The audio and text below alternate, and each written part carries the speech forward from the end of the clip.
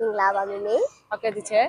ပထမဦးဆုံးမေမေရဲ့နာမည်လေးနဲ့တသားလေးရဲ့နာမည်လေးကိုမိတ်ဆက်ပေးပါအောင်ရှင်ကျမနာမည်ကတော့အေးနနအောင်ဖြစ်ပါတယ်တားလေးရဲ့နာမည်ကတော့အေးပိုင်မှုအင်္ဂလိပ်နာမည်ကတော့ဟန်နရီဖြစ်ပါတယ်ဒီချက်ကဲရှင်ဒီချက် URP School ကိုဘယ်ကနေသိရှိပြီးမိမိရဲ့ကလေးအတွက်ဘာကြောင့်ရွေးချယ်ခဲ့တယ်ဆိုတဲ့အကြောင်းရင်းလေးကိုလည်းပြပြပေးပါအောင်ရှင်ဒီချက်ယူရီပရီစကူးကတော့ပညာရေးနဲ့ပတ်သက်ပြီးတော့ကောင်းတယ်လို့သတင်းမှွေးနေတာပါပဲကျ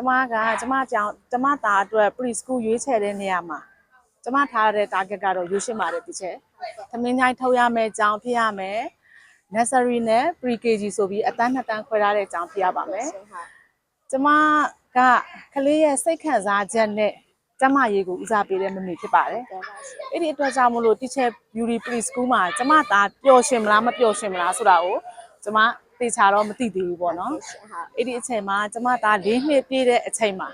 ကျမက teacher UDC 4နှစ်တတိပြည့်တဲ့အချိန်ပေါ့နော် teacher UDC ကိုသွားပြီးတော့အကူအညီတောင်းခဲ့ပါတယ်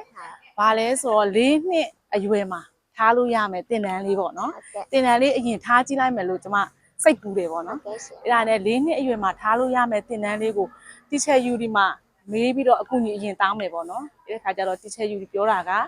ကလေး4နှစ်အရွယ်ထားလို့ရတဲ့တင်တန်းက phonics 1နဲ့ brain training ထားလို့ရတယ်ဆိုပြီး teacher ကအကြံပေးတယ်ပေါ့နော်အကြံပေးတော့ကျမကအဲ့ဒီ phonics 1နဲ့ brain training ကိုတစ်ပတ်ကို2ရက်တစ်ရက်ကို2ချိန်နဲ့ကျမစထားခဲ့တယ်ပေါ့နော်အဲ့လိုနဲ့ကလေးက4နှစ်နဲ့2လကြော်လောက်ရောက်လာတဲ့အချိန်မှာတင်တန်းတက်တာ2လကြော်လောက်ရှိပေါ့နော်ကလေးကပျော်ရွှင်စွာနဲ့ဒီစာတွေကိုလိုက်လုံနိုင်တယ်ပေါ့နော်ဒီရွယ်ကစာတင်ရမယ့်အရွယ်တော့မဟုတ်သေးဘူးပေါ့နော်ဒါမဲ့ကလေးကအဲ့ဒီအရွယ်မှာတော့ teacher နဲ့ပျော်ရွှင်စွာသူစာလိုက်လုံနေတာကိုတွေ့ရတယ်တဖြည်းဖြည်းနဲ့ bright ဖြစ်လာတာကိုတွေ့ရတဲ့အတွက်ကြောင့်မို့လို့ကျမကဒီ teacher URI preschool မှာထားမယ်လို့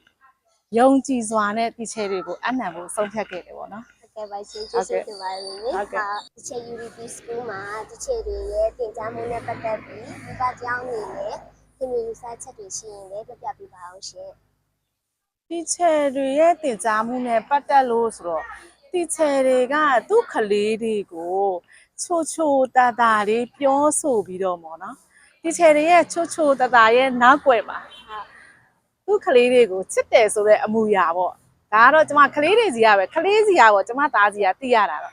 ချစ်တယ်ဆိုတဲ့အမူအရာကိုမျက်လုံးနဲ့တင်ကေသားနဲ့သူပြတယ်ပေါ့နော်ကျမစိတ်ထင်ပေါ့လူကြီးဖြစ်ဖြစ်ကလေးဖြစ်သူ့ကိုချစ်နေတဲ့ပတ်ဝန်းကျင်မှာသူနေရတာသူ့အတွက်လုံခြုံမှုရှိတယ်ပေါ့နော်အကယ်၍ကလေးတွေရဲ့လိုအပ်ချက်ကိုဒီချေကစုံဆုံးမချင်ရင်တောင်မှသူတို့မှာရှိတဲ့အားသာချက်လေးတွေကိုအရင်ချီးကျူးပြီးတော့